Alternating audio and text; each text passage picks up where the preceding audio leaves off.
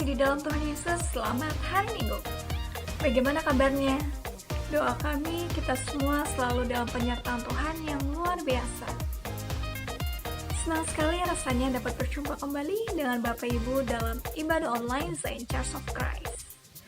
Di bulan Februari ini, gereja memiliki tema tentang progres atau kemajuan.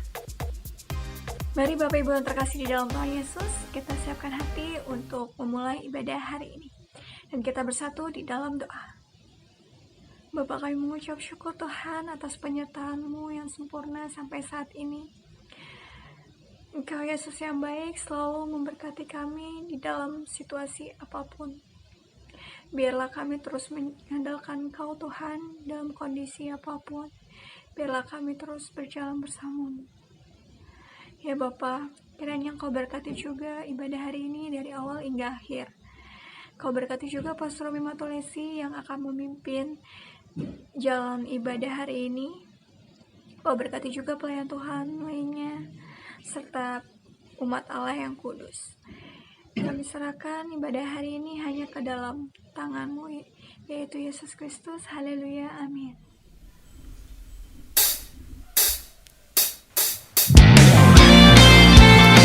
Terima kasih Tuhan, sebab Kau kekuatan dalam hidup kami. Takkan gentar langkah kami Tuhan. Mari semuanya kita katakan, Yesus Kau kekuatan di hidupku. Takkan gentar langkahku.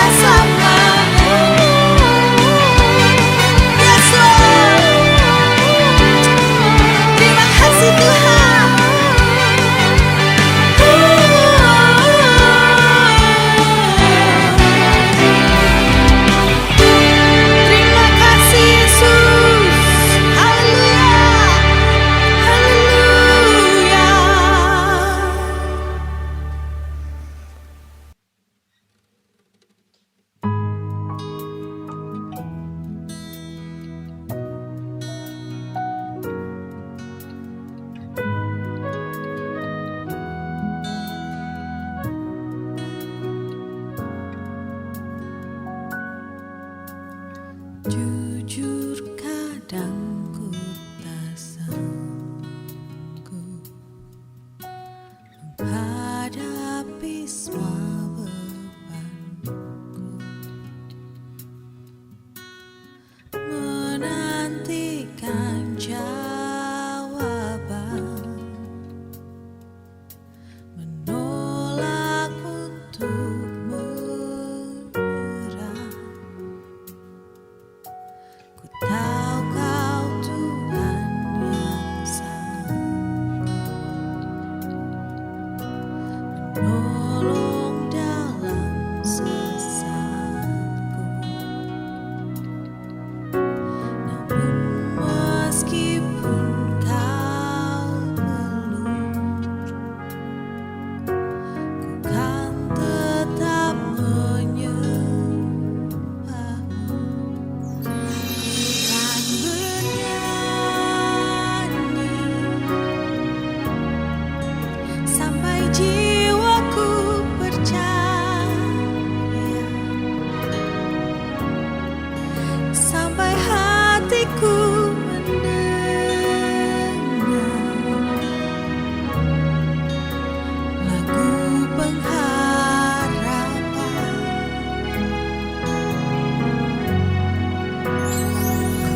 Kan berserah, ku tahu aku tak sendiri. Ku yakin Kau mengasihiku,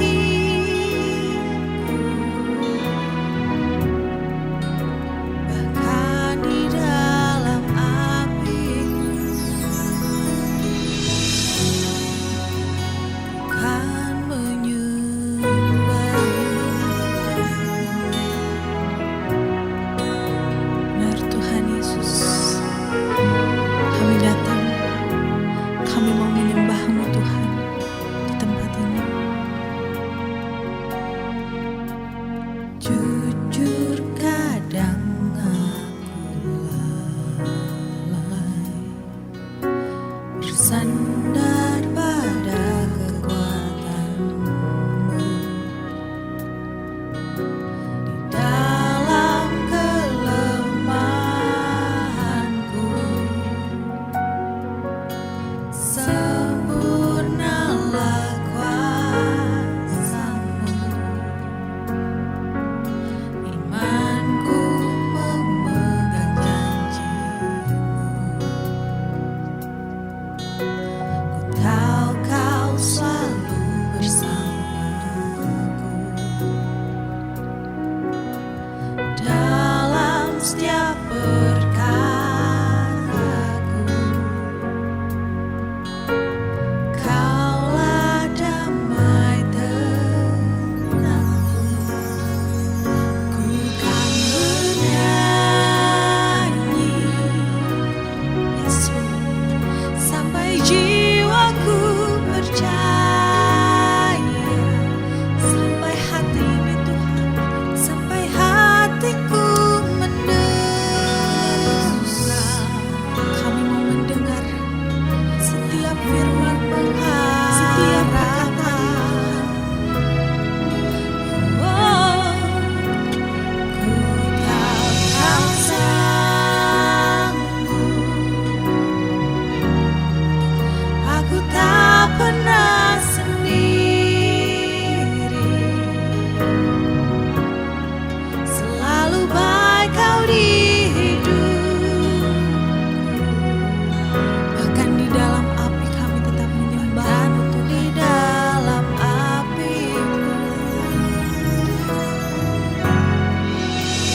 kan menyembah-Mu. Lebih sungguh lagi kita angkat pujian ini.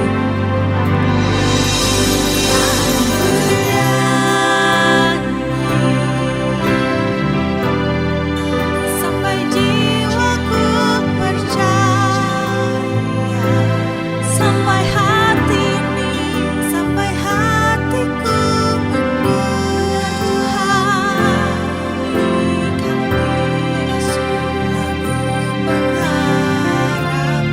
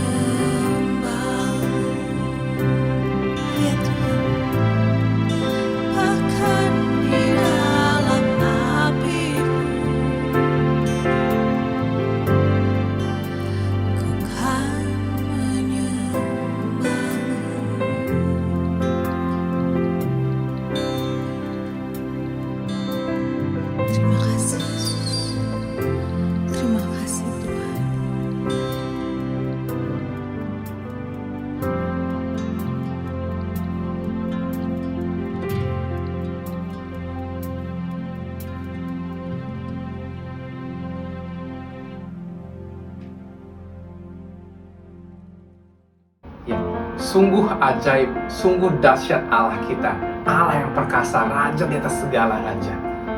Bagi saudara-saudara yang percaya, mari kita katakan amin. Kembali lagi di hari Minggu ini, saya mau mengundang saudara-saudara sekalian untuk kita sama-sama mendoakan saudara-saudara kita yang lain, sahabat kita, kerabat kita, keluarga kita yang lain yang mungkin membutuhkan doa kita. Untuk itu, mari sama-sama kita pejamkan mata kita dan kita berdoa.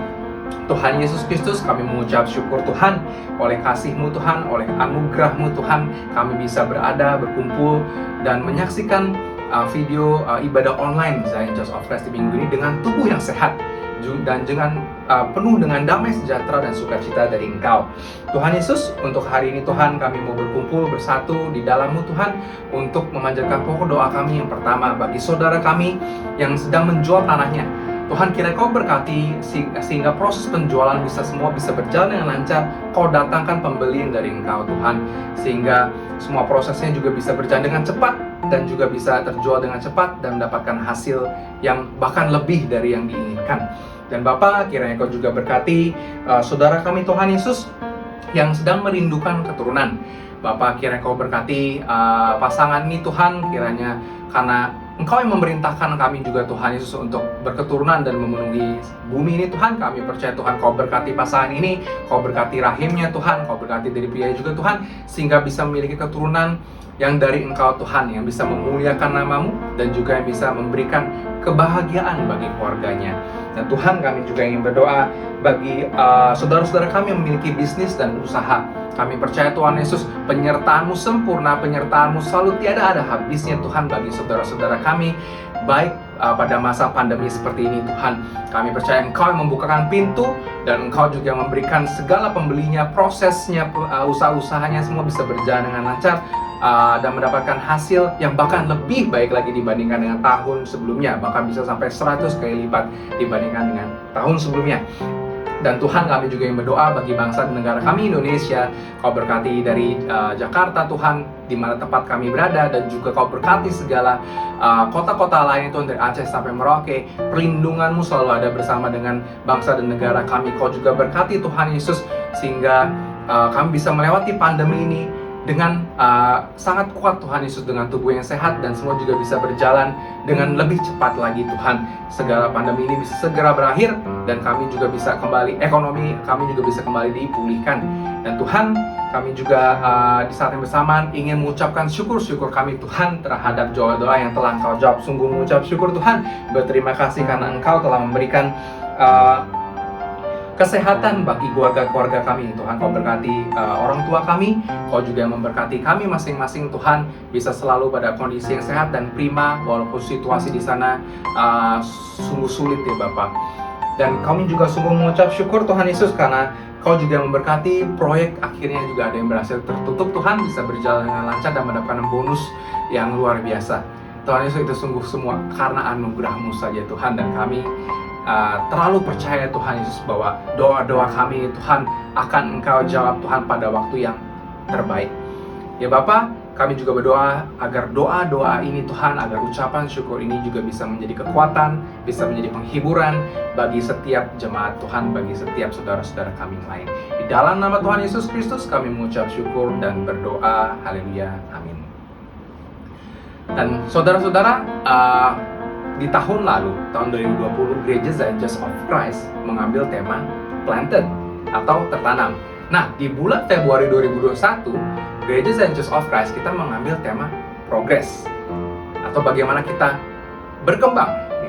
Nah, sebagai umat orang-orang percaya, sebagai orang Kristen, tindakan nyata apa yang bisa kita lakukan selain bergabung ke Komsel atau Cell Group? Nah, di Zion Church of Christ kami memberikan sarana Komsel atau Cell Group ini yang bernama iConnect. Nah, bagi saudara-saudara sekalian yang belum bergabung dalam iConnect, nah saya mau mengundang nih, kapan lagi selain saat ini bagi kita untuk bisa bergabung ke iConnect atau Cell Group dari Zion Church of Christ.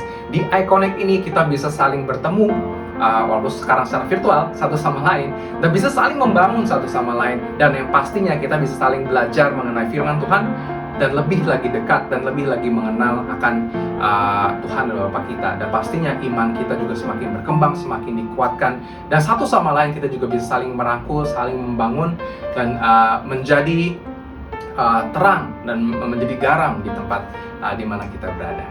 Nah, untuk itu jangan lupa untuk kita bisa bergabung untuk saudara-saudara bisa bergabung ke Zion Church of Christ iConnect. Caranya mudah, bisa tinggal dilihat saja di video ini, ada keterangan dan nomor yang bisa dihubungi. Nah, di hari Minggu ini Gereja Zion Church of Christ kita mengambil ayat renungan dari Galatia 6 ayat yang ke-9. Nah, untuk itu saya mau mengundang saudara-saudara sekalian untuk kita sama-sama membacakan ayat renungan ini.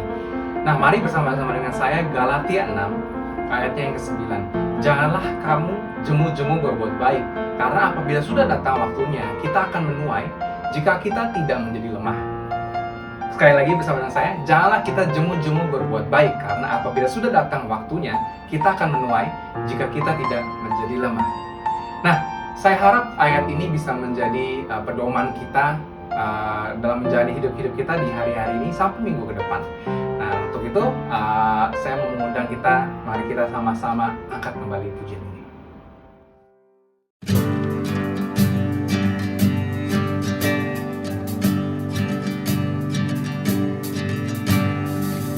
Who am I that the highest you welcome me? I was lost but he brought me into his love for me. Oh, his love for me.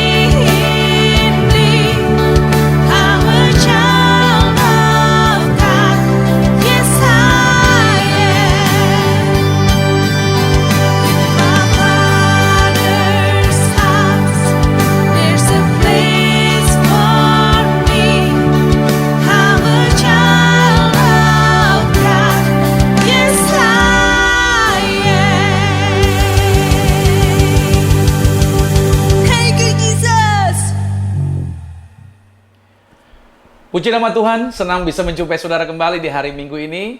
Saya selalu berdoa buat saudara dalam keadaan terbaik dan selalu dalam keadaan sehat. Dan bersama keluarga besar senantiasa berbahagia dan bersuka cita.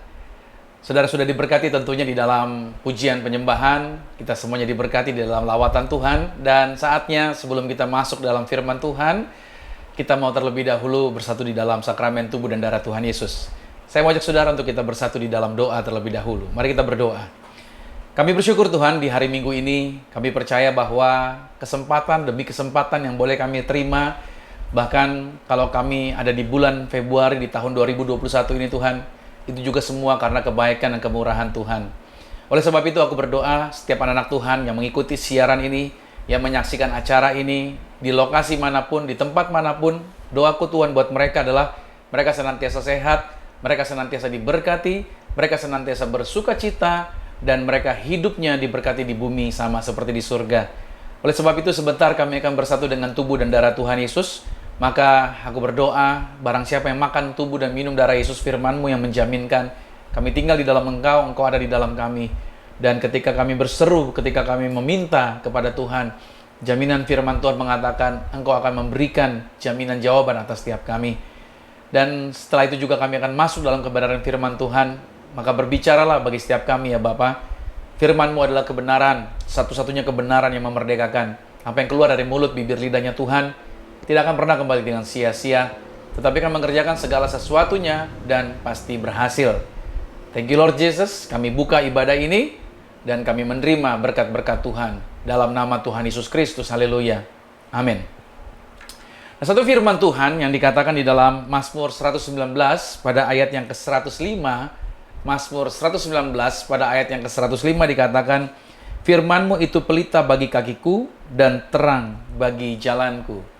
Ya, dunia yang gelap tentunya butuh terang. Di dalam situasi yang tidak jelas tentunya butuh sesuatu yang bisa menerangi.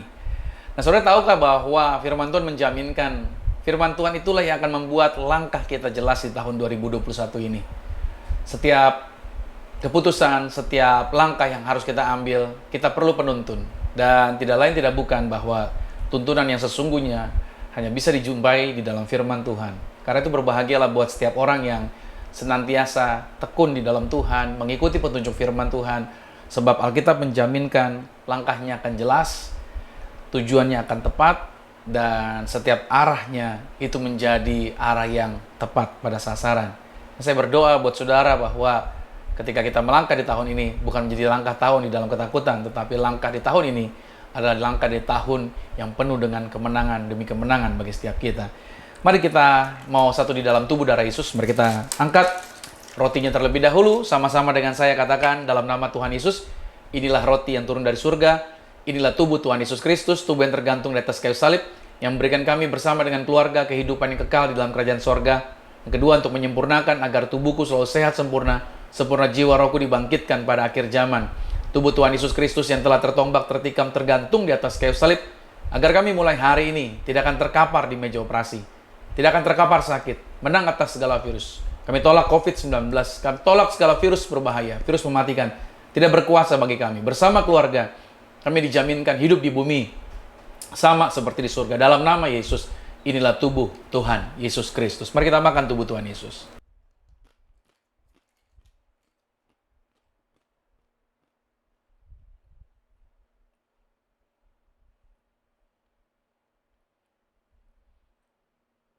Bersama kita mengangkat anggur ini dan kita memperkatakan apa yang kita iman, yaitu bahwa anggur ini adalah darah Yesus yang mentahirkan kita, yang menyucikan kita, yang menguduskan kita di hadapan Tuhan satu kali sampai selama-lamanya. Mari bersama-sama dengan saya katakan, dalam nama Tuhan Yesus, inilah darah Yesus Kristus, darah yang tercurah, darah yang tertumpah di atas kayu salib sebagai perjanjian yang baru dan yang kekal. Mulai hari ini bersama keluarga, kami berjanji saling mengasihi, saling mengampuni. Kasih mula-mula senantiasa ada di dalam keluarga kami.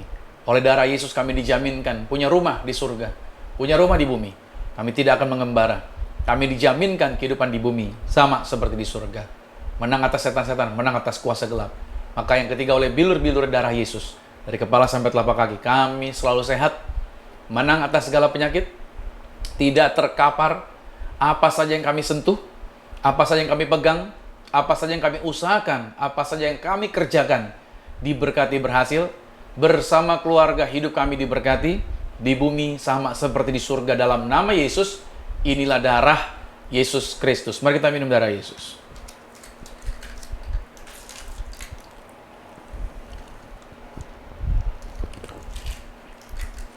Bapak Ibu Saudara juga boleh mengangkat minyak zaitun. Kita berdoa bagi minyak zaitun karena ini merupakan perintah Tuhan. Dan berkali-kali selalu saya sampaikan betapa banyak kesaksian yang luar biasa dari orang-orang yang menerima sakramen, yaitu sakramen minyak ini. Mereka mengalami mujizat, mereka mengalami kuasa Tuhan, mereka mengalami lawatan Tuhan. Dan saya berdoa buat saudara juga, di lokasi manapun Anda berada, Anda bisa melepaskan kata-kata berkat buat orang-orang yang bersama dengan saudara, juga bagi tempat di mana Anda berada. Bersama-sama dengan saya katakan dalam nama Tuhan Yesus, inilah minyak urapan. Setiap tetesnya punya kuasa mengusir setan, setiap olesnya punya kuasa menyembuhkan penyakit. Silakan mulai hari ini, pasukan malaikat surgawi hadir jagai kami. Maka kami tolak setan, tuyul, dukun-dukun, kuasa kegelapan tidak berkuasa bagi hidup kami.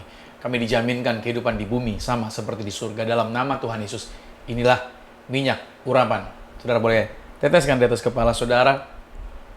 Sekali lagi berdoa buat orang-orang, keluarga Anda, siapapun yang Anda bersama dengan saudara. Lepaskan kata-kata berkat bagi mereka. Haleluya, puji nama Tuhan. Baik, senang sekali bisa berjumpa dengan saudara di hari ini di tanggal 14 Februari 2021. Dan tentunya saudara yang dikasih Tuhan, kita sudah mau hampir setahun ya dari bulan Maret, di mana virus mulai masuk di Indonesia dan pandemi itu terjadi. Maka kita mengadakan siaran secara online, berubah dari gereja yang tadinya offline. Sekarang kita masuk di dalam gereja secara online. Dan saya percaya bahwa di balik segala situasi pasti ada maksud baik.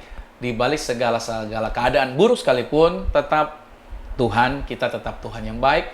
Dan kita dapat melihat makna yang besar di balik itu semua. Nah, karena itu di bulan Februari tentunya saya tetap optimis. Saya tetap mengajak saudara tetap optimis bahwa kita bisa melewati situasi ini. Dan kita menjadi orang yang lebih baik lagi dari sebelumnya. Dan mengalami perubahan, mengalami perkembangan yang lebih maju tentunya. Saya berdoa saudara di bulan Februari ini kita banyak mengalami progres. Ada kemajuan-kemajuan yang terjadi bagi kehidupan kita. Nah baik saudara, siapkan catatan saudara tentunya di hari Minggu ini. Ada pelajaran baru dan kita belajar sepanjang bulan Februari mengenai progres. Nah, ada kebanyakan orang di dalam menghadapi situasi sulit saat ini membuat mereka berhenti dari aktivitas rutin yang biasanya mereka telah lakukan.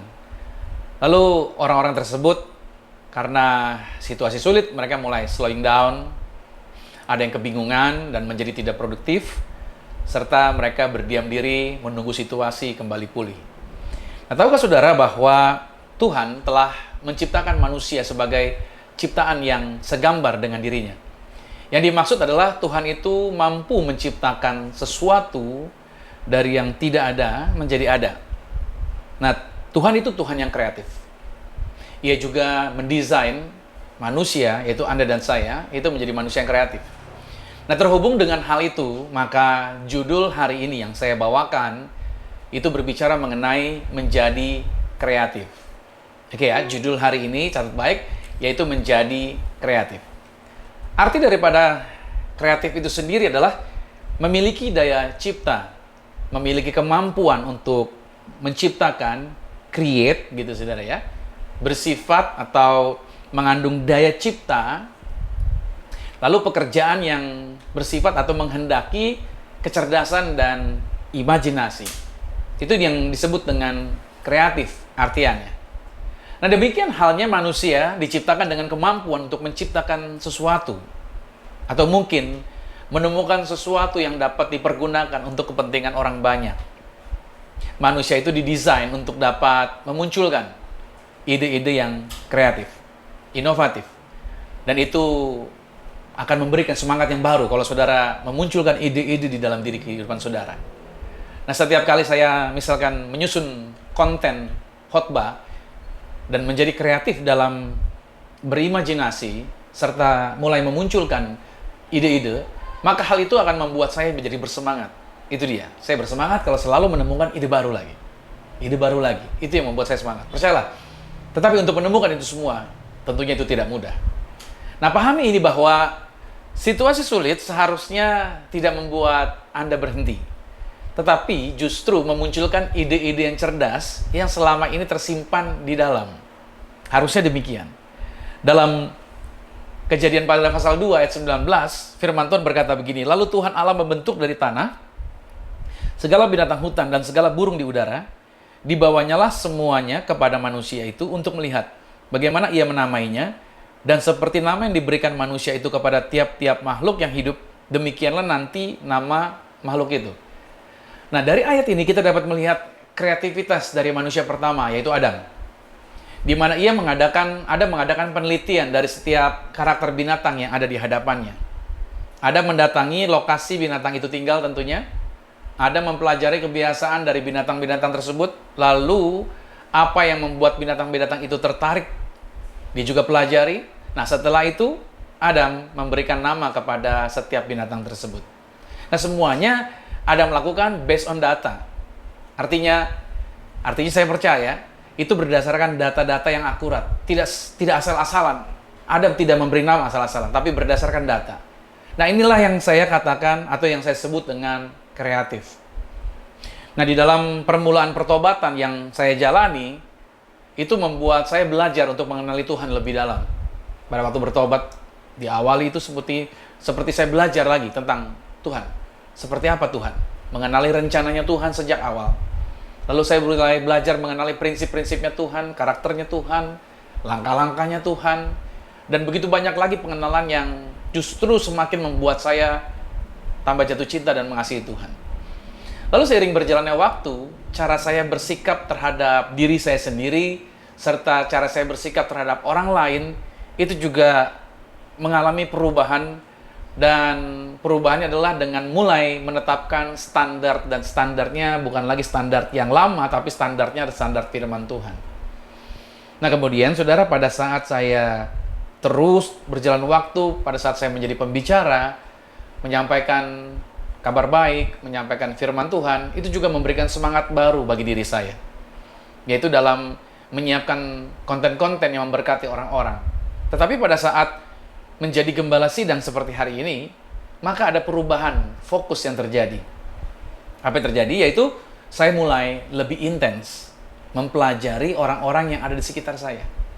Oke, kebiasaan mereka seperti apa? Gaya hidup mereka bagaimana?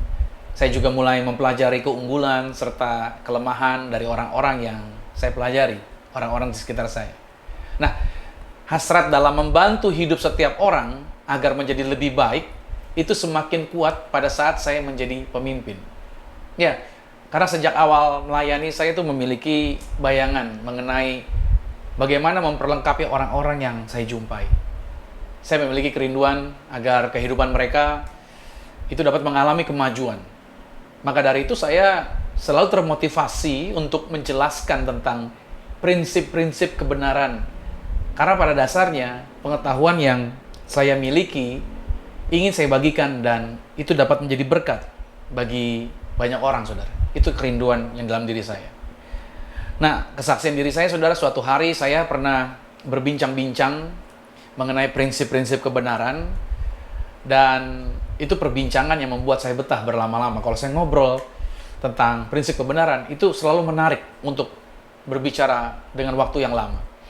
Lalu pada satu kesempatan, ada seorang teman itu menyampaikan pendapatnya mengenai cara saya dalam menjelaskan kebenaran firman. Bahwa ia menilai semangat saya dalam membicarakan firman Tuhan untuk membantu orang-orang mengerti prinsip kebenaran, itu ternyata tidak dipengaruhi oleh tempat atau jumlah yang hadir. Ia sering hadir, orang tersebut sering hadir dalam sesi-sesi khotbah saya di gereja. Nah, orang tersebut, teman saya tersebut, yaitu mengatakan bahwa walaupun hanya dengan satu orang, saya ngobrol dengan satu orang, bahkan ngobrol cuma di pinggir jalan sekalipun, gitu saudara. Tetapi orang ini mengatakan kapasitas yang disampaikan oleh saya tentang firman Tuhan itu tetap sama seperti untuk jumlah jemaat yang banyak dan tempat yang lebih baik di dalam sebuah gedung sekalipun. Dia mengatakan cara saya memberikan porsinya, kapasitasnya, itu nggak ada perubahan, tetap sama. Nah, saya mendengar itu saya kaget juga sih, karena selama ini saya tidak menyadari. Artinya pada prinsipnya, saya adalah orang yang sangat bersemangat untuk membicarakan tentang prinsip kebenaran. Dan itu saya akan selalu tidak pernah kurang-kurangin dengan siapapun dan dimanapun. Nah, Tuhan telah sejak lama menempatkan karunia sebagai pengajar di dalam diri saya. Persoalannya, dahulu saya belum memiliki wadah atau komunitas sendiri. Dan itu tentunya membatasi ide-ide saya yang saya mau tuangkan. Dan menjadi berbeda pada saat menjadi gembala sidang seperti hari ini. Yaitu kerinduan untuk menuntun dalam kebenaran serta memperlengkapi orang-orang dalam kehidupan bermasyarakat menjadi lebih terbuka mulai ketika saya menjadi gembala sidang. Bahkan sekarang saya dapat menjadi lebih kreatif dalam hal menerapkannya. Nah, saudara, itu semua membantu saya dalam melihat dan mempelajari serta mengembangkan kemampuan atau kreativitas dari orang-orang yang ada bersama dengan saya. Nah, alasan kebanyakan orang menjadi pasif sebenarnya adalah karena mereka berkata tidak memiliki kreativitas pada saat diminta bantuan untuk mengerjakan suatu hal. Pernah saudara mendengar ada orang-orang yang minta bantuan dan bilang, aduh saya nggak punya kemampuan, saya nggak punya kreativitas gitu. Padahal sebenarnya saya katakan bahwa saudara, setiap manusia itu memiliki kreativitasnya masing-masing. Tidak ada manusia yang hebat di semua bidang. Akan ada yang lebih dan akan ada yang kurang. Artinya, akan selalu ada orang yang lebih unggul dari kita pada suatu area yang berbeda. Dan tentunya kita tidak perlu menjadi terganggu karena hal itu. Nah, karena itu seorang pemimpin harus mau melihat ke dalam dirinya, serta memunculkan kualitas dirinya yang terbaik. Dan dia mampu melihat kebutuhan dari setiap orang yang ada bersama-sama dengan dia. Nah, menjadi pemimpin, saudara, itu bukanlah seberapa banyak yang akan dia dapatkan, melainkan seberapa besar dia mau melayani orang-orang yang dia pimpin. Itulah indikator dari gereja yang sehat, karena diawali oleh pemimpinnya juga yang sehat. Nah, jika kita perhatikan di dalam Alkitab, ternyata Tuhan yang maha kreatif sesungguhnya menuntut kita untuk menjadi orang-orang yang kreatif pula. Kita tidak dianjurkan untuk mempergunakan alasan tidak kreatif sebagai celah untuk kita tidak mau melakukan apa-apa. Nah, saudara, kita diberikan dengan otak, nalar, keterampilan, kemampuan, dan berbagai talenta khusus yang sudah disediakan Tuhan kepada kita. Nah, sudah seharusnya kita bisa berpikir kreatif dalam melakukan sesuatu. Dan Tuhan adalah sosok yang sangat kreatif. Dan manusia dikatakan diciptakan menurut gambar dan rupanya Tuhan. Maka dari itu, saudara kasih Tuhan, kreativitas sejatinya merupakan bagian daripada manusia. Nah, kreativitas Tuhan juga terlihat dalam proses penciptaan. Lihat jutaan jenis binatang dari berbagai spesies, jenis-jenis tanaman yang berbeda-beda, di berbagai belahan bumi, itu dapat kita jumpai, dapat kita lihat di setiap saat. Perhatikan juga, saudara, pada waktu menciptakan manusia. Lihat wajah manusia yang tidak pernah sama persis, ya. Walaupun kembar, saudara. Walaupun kembar tidak sama persis. Makanya saya kalau melihat orang kembar, saya bisa membedakan. Walaupun mereka sama persis. Gitu. Nah, saudara, lihat juga, bahkan walaupun pengisi, misalkan wajah orang gitu ya, pengisi mukanya boleh sama, namun tidak pernah akan ada yang pernah sama persis hasilnya, wajah setiap orang. Bahkan sidik jari manusia dari dulu sampai hari ini belum pernah ditemukan ada sidik jari yang mirip. Itulah saya katakan sama saudara bahwa dari ciptaannya saja kita sudah melihat, dapat menilai Tuhan kita Tuhan yang kreatif. Makanya Nehemia 9 ayat yang ke-6 dia berkata bahwa hanya Engkau adalah Tuhan. Engkau telah menjadikan langit, ya, langit, segala langit dengan segala bala tentaranya, dan bumi dengan segala yang ada di atasnya, dan laut dengan segala yang ada di dalamnya. Engkau memberi hidup kepada semuanya itu, dan bala tentara langit sujud menyembah kepadamu. Nah, saudara bisa lihat Nehemia menuliskan akan hal itu. Jadi, dari ciptaannya saja kita sudah dapat melihat betapa Allah kita Allah yang kreatif. Lalu kemudian kita bisa melihat pula bagaimana kreatifnya Tuhan memberikan jawaban bagi beberapa permasalahan hidup manusia. Kita ambil contoh saja kreativitas Tuhan ketika Tuhan membebaskan umat Israel dari perbudakan di Mesir. Oke? Mulai dengan 10 tulah yang Tuhan buat bagi orang-orang Mesir. Dari tulas 1 sampai tulas 10 semuanya beda. Kemudian dalam perjalanan menuju Kanaan, Tuhan menempatkan ada tiang awan. Oke? Lalu ada tiang api di malam hari, tiang awan di siang hari. Sesudah itu Tuhan membelah laut Tebrau. Orang-orang Israel bisa lewat di tengahnya. Lihat cara Tuhan. Setelah itu Tuhan memberikan roti mana di padang gurun. Tuhan memberikan air di padang gurun yang gersang, tapi ada air. Oke? Lalu Tuhan juga memberikan daging. Burung puyuh digiring datang ke perkemahan orang Israel. Dalam perjalanan lagi, Tuhan membelah Sungai Yordan pada waktu mereka akan masuk ke tanah perjanjian. Dan lain sebagainya. Nah, ini semua memperlihatkan betapa kreatifnya Tuhan dalam memberikan solusi bagi persoalan manusia.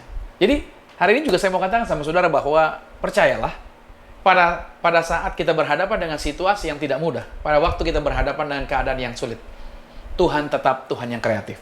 Amin. Tuhan tetap mampu memberikan solusi atas setiap permasalahan kita. Artinya, buat Tuhan tidak pernah ada jalan buntu. Dia tetap selalu punya jalan bagi kehidupan Anda, bagi persoalan yang sedang Anda hadapi. Nah, demikian halnya juga dengan Yesus, saudara. Saya baca lagi, saya lihat Yesus dalam pelayanannya di dunia ini pun banyak menggunakan metode yang kreatif. Misalkan dengan cara apa? Perumpamaan. Yesus banyak berbicara melalui perumpamaan. Lalu tidak sampai di situ, Yesus menggunakan teknik lagi, yaitu berdiskusi. Dengan cara berdiskusi, dia suka berdiskusi. Lalu Yesus juga mengadakan sesi tanya jawab. Oke. Lalu Yesus juga mengadakan mujizat dengan apa? Menyembuhkan, bahkan juga membangkitkan orang mati. Dan bahkan Yesus juga dengan teknik apa lagi? Dia memberikan contoh keteladanan dan lain sebagainya. Yesus tidak pernah monoton di dalam pelayanannya. Yesus kreatif. Dan itu artinya Anda dan saya, kita yang percaya pada Yesus, kita pun mewarisi kreativitas seperti ini. Bilang amin dulu nih. Oleh sebab itu, saudara, menjadi kreatif, ya, untuk menjadi kreatif, kita perlu menetapkan strategi yang tepat agar kemajuan-kemajuan dapat terjadi di dalam kehidupan Anda. Jadi kalau saudara mau mengalami kemajuan, Anda perlu menjadi orang yang kreatif. Untuk menjadi kreatif, saudara, berarti kita perlu menetapkan strategi. Ingat dari awal saya katakan, kita ini sama, diciptakan segambar sama seperti Tuhan. Kalau Tuhan kita kreatif, Anda dan saya juga, kita juga pasti kreatif. Di tengah situasi dunia saat ini, kita tidak ada jalan buntu, tetap bisa menjadi orang yang kreatif. Oleh sebab itu, kita perlu menetapkan strategi yang tepat. Oke ya, strategi yang tepat. Nah, saya akan ajak saudara untuk melihat strateginya apa saja, agar kita bisa menjadi orang yang kreatif. Nah, strategi yang pertama adalah ini, selalu dalam arahan Tuhan. Jadi kalau saudara mau menjadi orang yang kreatif, maka strategi yang pertama adalah Anda harus selalu berada di dalam arahannya Tuhan. Dalam Kejadian 2 pada ayat yang ke-15, di sana dikatakan, Tuhan Allah mengambil manusia itu dan menempatkannya dalam Taman Eden untuk mengusahakan dan memelihara taman itu. Adam ditempatkan oleh Tuhan di Taman Eden bukan untuk kongko-kongko. Adam ditempatkan di Taman Eden bukan untuk bersantai. Tapi dia ditempatkan di sana untuk bekerja. Dengan cara apa? Mengembangkan apa yang sudah ada. Agar menjadi lebih baik lagi. Artinya ini membutuhkan proses kreatif. Nah, pada saat Adam dan Hawa bekerja dalam arahan Tuhan, ya, ikut panduannya Tuhan, maka hasil yang diperoleh adalah kelimpahan dan kesejahteraan tanpa rasa takut. Lihat hasilnya. Pada waktu mereka selalu ada di dalam arahannya Tuhan. Tetapi sebaliknya, hasilnya menjadi mengecewakan pada saat mereka, yaitu Adam dan Hawa, tidak berada di dalam arahannya Tuhan. Lihat, hasilnya jadi terbalik. Nah, oleh sebab itu, mari tetapkan diri kita untuk senantiasa ada, saudara, di dalam arahannya Tuhan. Oke? Kita jangan keluar dari arahannya Tuhan. Contohnya begini, saudara. Ketika Anda menjadi orang percaya, ini saya mau beritahukan kepada saudara, ini contohnya. Pada saat Anda menjadi orang percaya, saya mau tanya sama saudara, apakah prinsip kepercayaan yang lama masih Anda percayai sampai hari ini? Seperti misalkan nih, ada waktu dan tanggal-tanggal yang dikeramatkan. Ada waktu tertentu, ada tanggal-tanggal yang dikeramatkan. Mungkin seperti itu kan? Ada hari-hari baik. Ada orang yang masih berpikir seperti itu. Apakah saudara masih memakai hari-hari baik? Atau tidak boleh berpergian jauh, bila mana baru mengalami kedukaan? Katanya seperti itu. Bisa sial dan lain sebagainya. Atau jenis makanan yang harus ada pada hari perayaan tertentu, harus ada makanan ini nih, baru kita akan diberkati? Atau masih percayakah dengan benda-benda mistik? Atau mungkin karena ini tanggal 14 Februari, maka inilah waktu yang paling pas untuk menyatakan cinta kasih? Apakah kita mengkeramatkan tanggal tersebut? Nah, coba saya tanyakan kembali sama saudara. Itu ada pada saudara. Apa kita masih kembali kepada konsep-konsep seperti itu? Nah, ini saya mau katakan buat saudara bahwa kalau kita mau menjadi kreatif, prinsip yang pertama adalah kita harus selalu ada di dalam arahannya Tuhan. Ingat baik, pada waktu kita mau berada di dalam arahan Tuhan, maka segala sesuatunya akan menjadi berhasil dan luar biasa. Yang kedua, saudara, strategi yang perlu kita lakukan adalah apa? Yaitu melatih imajinasi. Coba kita lihat di dalam Bilangan pada pasal 13, pada ayat 23, ayat 32 dan ayat 33. Oke, Bilangan 13, 32, 33. Juga mereka menyampaikan kepada orang Israel kabar busuk tentang negeri yang diintai mereka dengan berkata, negeri yang telah kami lalui untuk diintai adalah suatu negeri yang memakan penduduknya. Dan semua orang yang kami lihat di sana adalah orang-orang yang tinggi-tinggi perawakannya.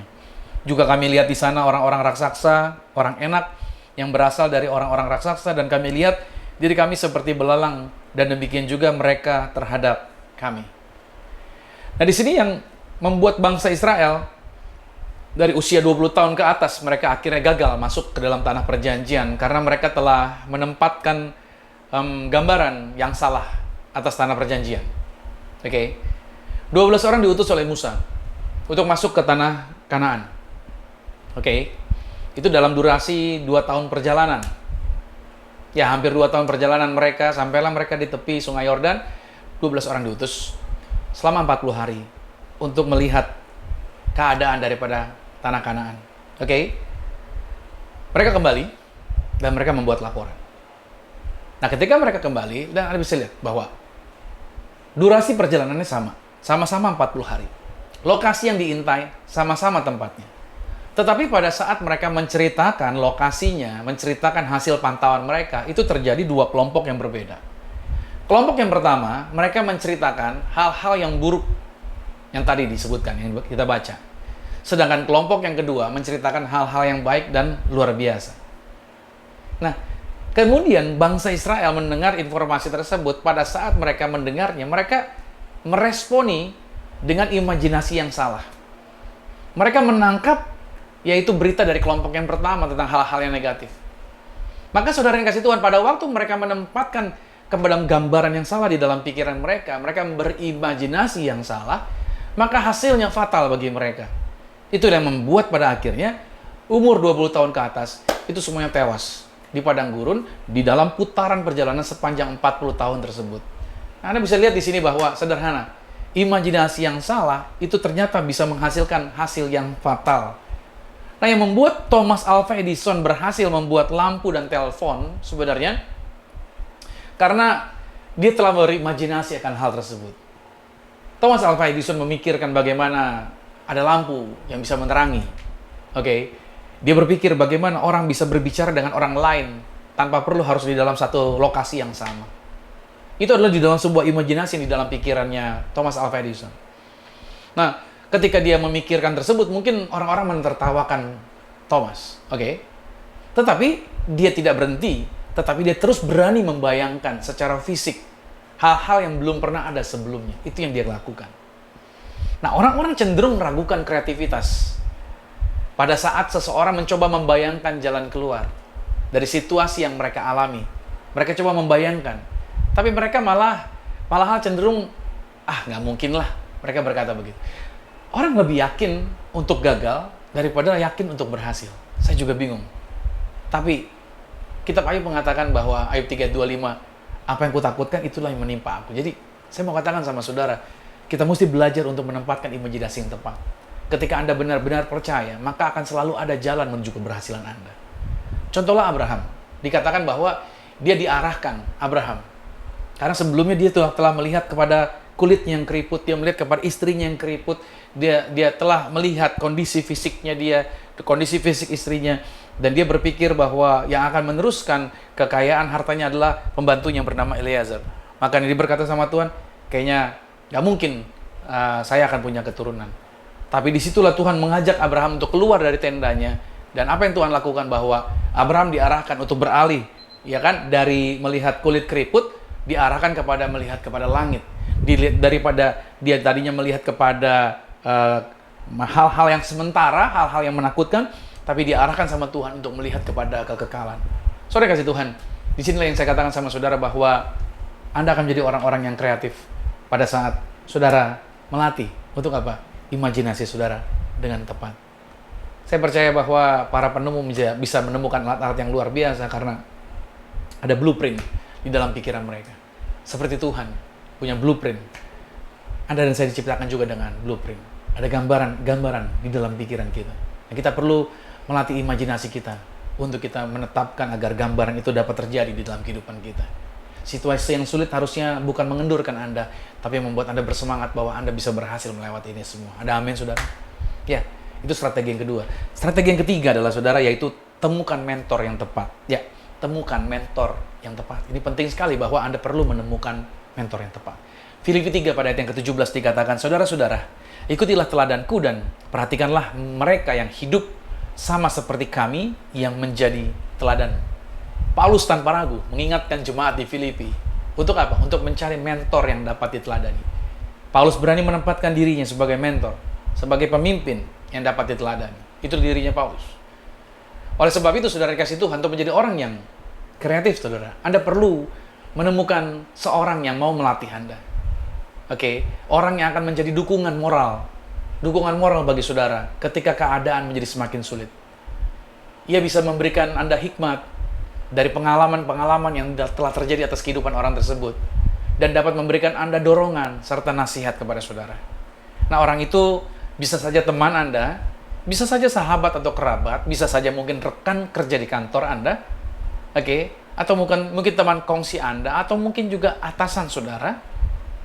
Dia bisa juga menjadi, orang tersebut adalah bisa jadi gembala saudara.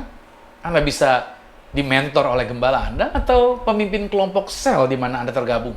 Oke, intinya Anda harus berani untuk meminta bantuan petunjuk dari orang-orang tersebut, saudara, yang Anda dijadikan mentor bagi Anda. Atau dapat juga Anda melalui orang-orang yang Anda kagumi. Siapa orang yang Anda kagumi? Caranya bagaimana? Anda mendapatkan petunjuk dari orang tersebut. Yaitu, misalkan ada produk-produk daripada orang yang Anda kagumi. Misalkan Anda punya blognya, Anda punya bukunya. Oke, Anda bisa beli bukunya. Anda bisa ikuti program-programnya secara online. Oke, saya punya target, saudara. Target saya dalam 1 bulan, saya bisa baca 2 buku baru. Selesaikan 2 buku baru. Di target saya dalam 1 bulan, targetnya adalah 2 buku baru yang saya harus selesaikan. Jadi saya adalah orang yang punya mentor. Ada orang-orang yang saya kagum. Saya beli bukunya, saya pelajari bukunya. Saya lihat, saya pelajari banyak. Saya banyak baca buku. Seperti misalkan John Maxwell, saya banyak baca bukunya. Anda perlu membaca bukunya. Anda perlu mendapatkan mentoring dari orang tersebut. Maksudnya dari orang yang Anda kagumi. Kalau saya, dari buku-bukunya, saya ambil. Saya banyak membacanya. Oke. Nah, artinya saudara, dari secara online pun saudara bisa ketemu dengan orang-orang tersebut untuk jadi mentor Anda. Tetapi, ketika Anda menjumpainya, Anda harus tetapkan dulu bahwa yang Anda ikuti harus sesuai dengan visi, misi, dan nilai-nilai di mana Anda tertanam di dalam gereja lokal Anda. Oke? Agar Anda jangan keluar jalur. Anda harusnya sesuai dengan itu, yaitu visi, misi, dan nilai-nilai gereja Anda sendiri. Oke, kalau Anda mau memiliki, misalkan Anda lihat ada orang yang usahanya berhasil, Anda pengen usaha berhasil di tengah situasi yang sulit. Caranya bagaimana?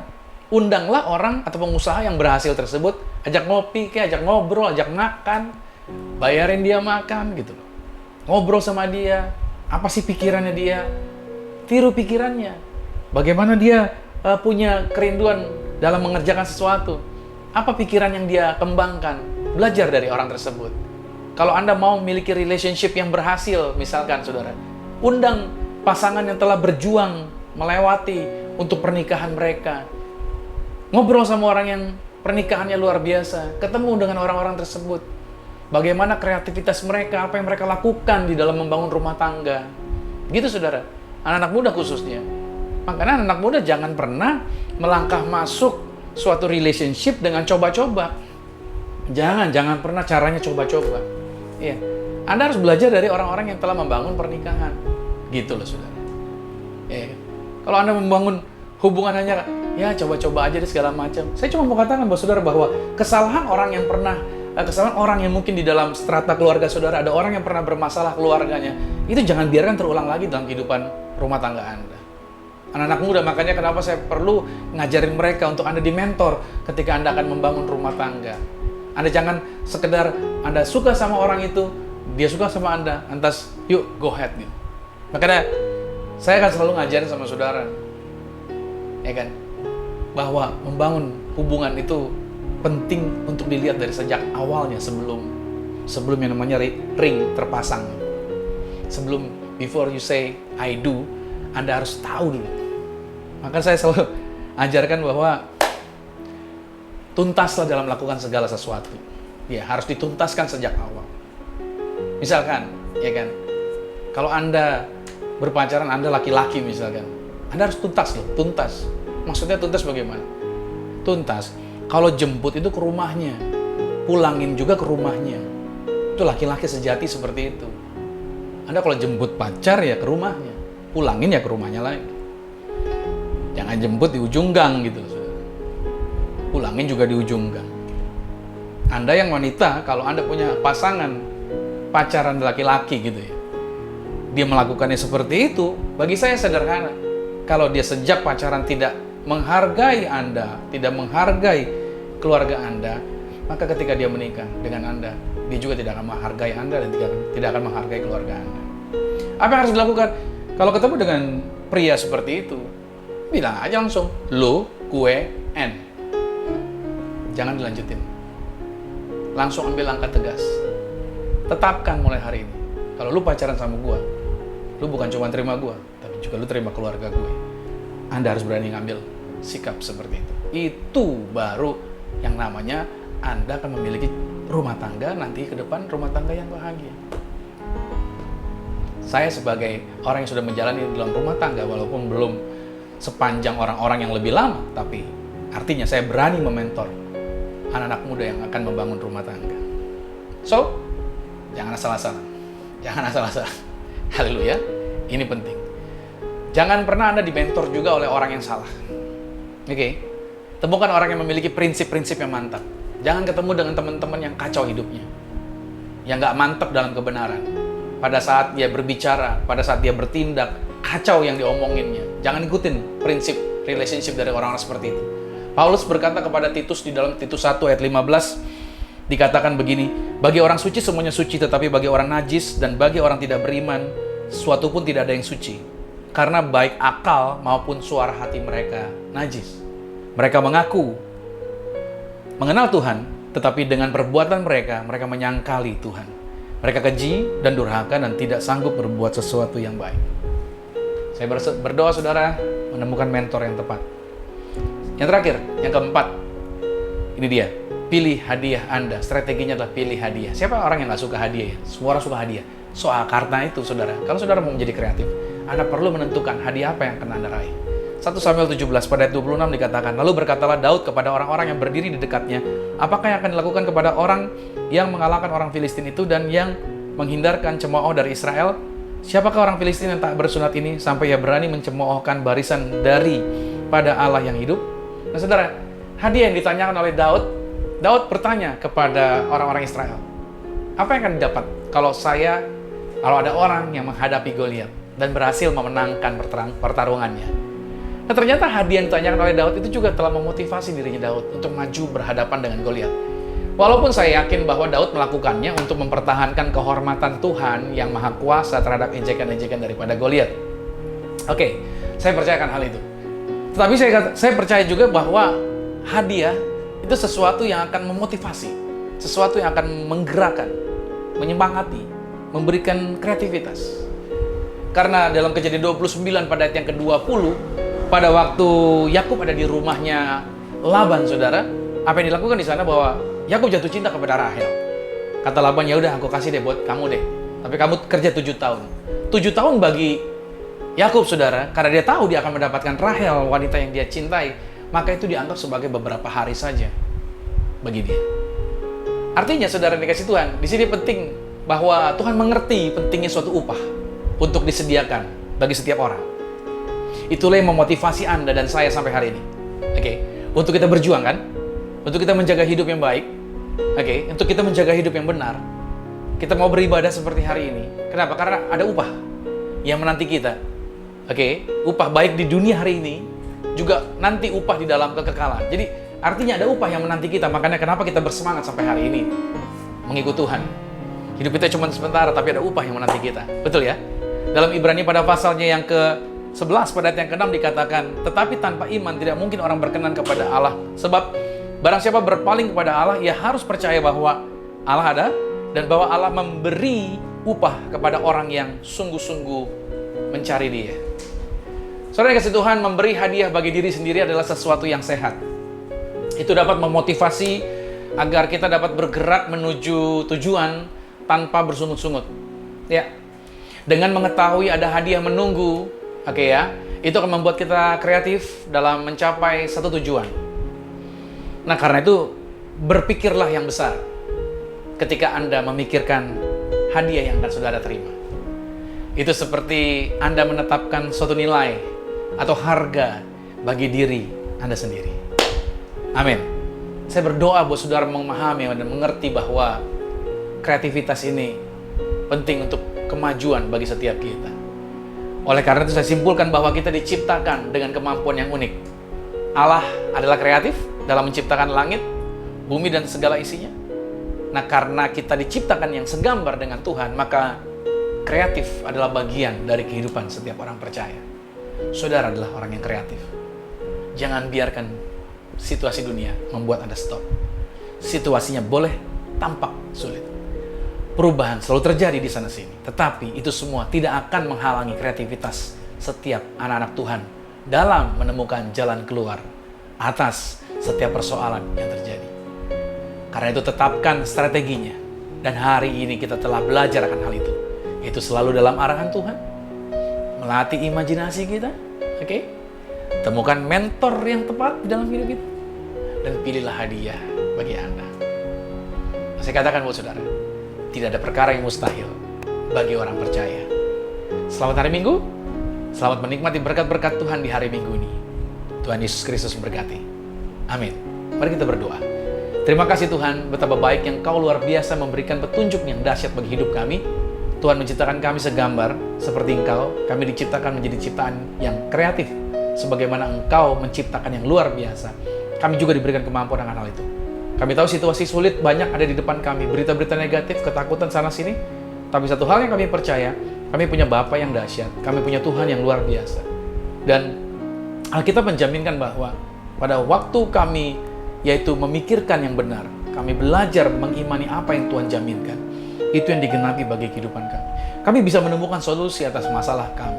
Kami menjadi orang-orang yang kreatif, kami menjadi orang-orang yang lebih lagi maju di dalam segala sesuatunya. Aku berdoa agar anak-anak Tuhan tidak stuck di dalam kehidupan mereka, dalam usaha mereka, dalam karir mereka, dalam bisnis mereka, dalam apapun yang mereka kerjakan, mereka menjadi orang-orang yang hebat, mereka menjadi orang-orang yang brilian di dalam kehidupan mereka. Doaku Tuhan, mereka juga bisa menjadi contoh buat orang lain, bahkan kehidupan keberhasilan mereka bisa mementor orang-orang lain untuk bisa menjadi berhasil sama seperti mereka. Terima kasih Tuhan, betapa dahsyat dan ajaibnya apa yang Tuhan kerjakan bagi kehidupan kami. Kami juga berdoa, Tuhan memberkati, yaitu agar setiap anak-anak Tuhan, dimanapun mereka berada, mereka mengalami kasih Tuhan, mereka mengalami kuasa Tuhan, mereka mengalami kekuatan dan mujizat daripada Tuhan. Dan kami berdoa buat bangsa kami Indonesia, dari Papua sampai Aceh, Indonesia terus bisa melewati situasi pandemi ini dan keluar menjadi Indonesia yang luar biasa, Indonesia yang maju, Indonesia yang baru.